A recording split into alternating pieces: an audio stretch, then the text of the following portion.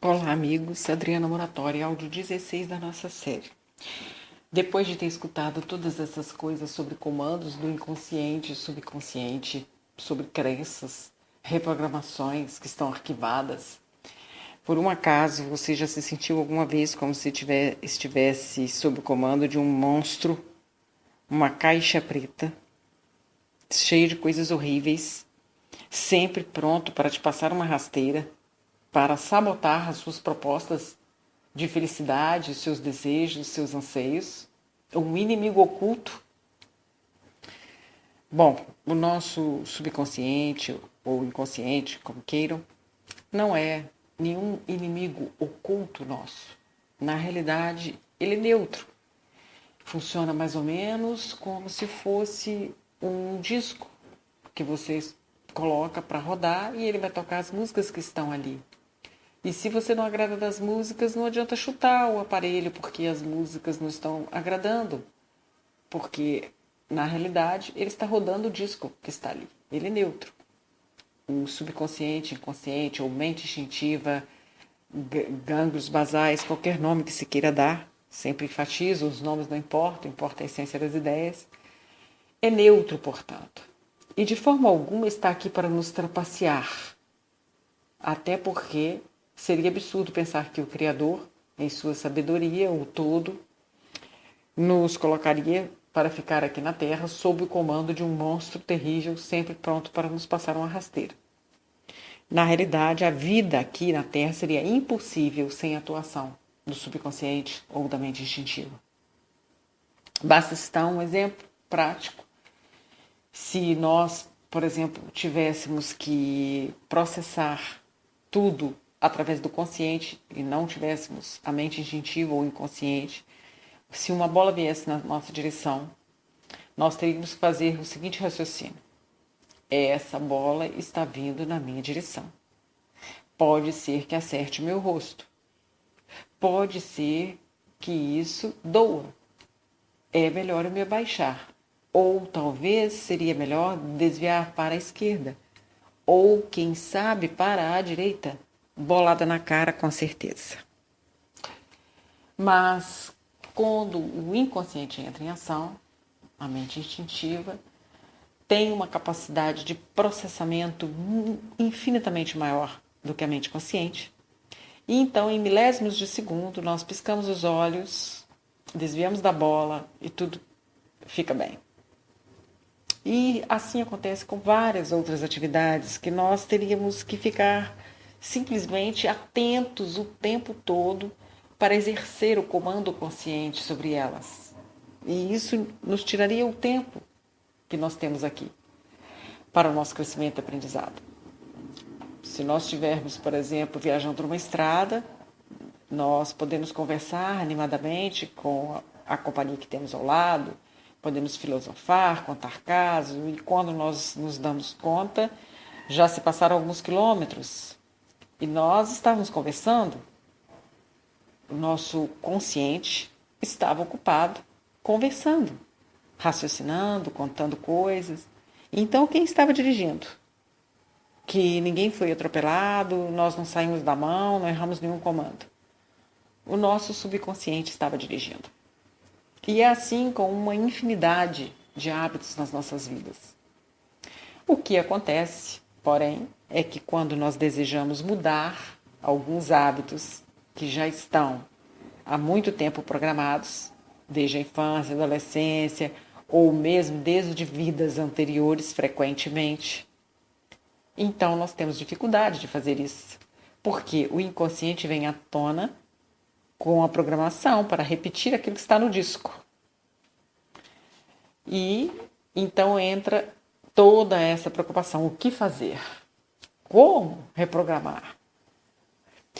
Na realidade, a primeira questão que nós sempre colocamos aqui desde o início é: não adianta brigar consigo mesmo, nem autocrítica, nem estresse, nem lutar contra estes instintos programados. Na nossa proposta, nós entendemos que o caminho é trazer a consciência para participar desses hábitos que desejam ser mudados, dessas programações que nós desejamos alterar. Porque comumente, durante as emoções, os sentimentos, as reações, se o consciente não participa delas, se não existe consciência no momento em que as emoções, os sentimentos, os pensamentos e as reações acontecem, e nem depois delas terem acontecido, então quem está no comando é o inconsciente, dirigindo também as emoções, os sentimentos, os pensamentos e as nossas atitudes. Por isso nós falamos até no áudio passado que querer não seria o sinônimo da vontade no sentido que nós estamos trabalhando aqui. Aquele querer antigo de, você não faz isso porque você não tem força de vontade. A força de vontade tal qual nós estamos encarando aqui, o sinônimo adequado para ela, talvez, se tivéssemos que eleger um, seria autoconsciência. Porque é a faculdade de aprender a exercer a consciência durante e após o desenrolar das emoções, dos sentimentos, das atitudes. Há algumas técnicas que podem ajudar a reprogramar o inconsciente de maneira mais tranquila, que utilizam energia, pensamento, descobertas da física quântica e outros. No livro, por exemplo, Biologia da Crença, Bruce Lipton aconselha ao final a técnica do psicólogo Robbie Williams, PSIK, da letra K, que é uma variação do biofeedback que se faz em poucos minutos. Ele acredita que mudando, assim, reprogramando o inconsciente, a transformação ocorrerá. Nós acreditamos que essas técnicas podem ajudar. Essa e muitas outras. Por exemplo, Access Bars Consciousness, que é as barras de acesso à consciência, barras de aço, como se diz popularmente. EFT, TFT, Ho'oponopono, as ressignificações dos traumas, constelação familiar, as terapias energéticas como Reiki, mãos de luz, florais, a regressão terapêutica para a investigação das crenças e dos traumas da infância ou de vidas passadas, enfim, uma infinidade delas. E nós acreditamos na validade delas, até porque senão nós não utilizaríamos ferramentas em terapêutica. Só que o que é preciso esclarecer é que nenhuma dessas técnicas funciona como se fosse a varinha de condão, a mágica, em que a pessoa vai chegar, passar por um processo, às vezes de poucos minutos, ou mesmo de 1 hora ou mais, e vai sair dali transformado. Porque essa transformação, esse salto que nós queremos dar, salto quântico, como nós gostamos de falar, implica em uma transformação diária. Essas ferramentas podem ajudar, mas enquanto nós não aprendemos a trazer a consciência e desenvolver e ampliar essa autoconsciência no momento que as nossas emoções, sentimentos querem tomar conta de nós, então essa transformação não ocorre.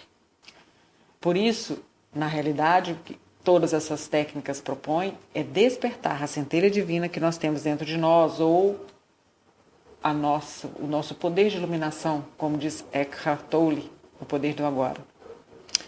Enfim, chamar o consciente, trazer o consciente para participar, com perguntas, com muitas perguntas, porque as perguntas abrem uma maior possibilidade de consciência.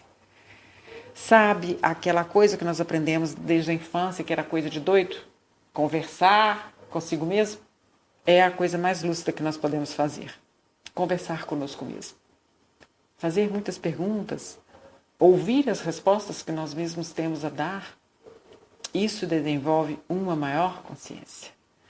Para darmos aquele salto quântico, entrarmos em fase com o universo, em conexão com o todo, fazermos a reforma íntima, a expansão da consciência, passarmos o comando para a versão espírito, qualquer nome, que na realidade implica nessa transformação. Então, nós estamos chegando ao final da nossa série, semana que vem vamos gravar o último áudio. Não temos a pretensão de ter deixado muitas respostas, mas temos uma esperança muito grande de ter deixado muitas perguntas, e que todos nós possamos ficarmos meio loucos e conversarmos muito conosco mesmo. Um grande abraço a vocês, até semana que vem.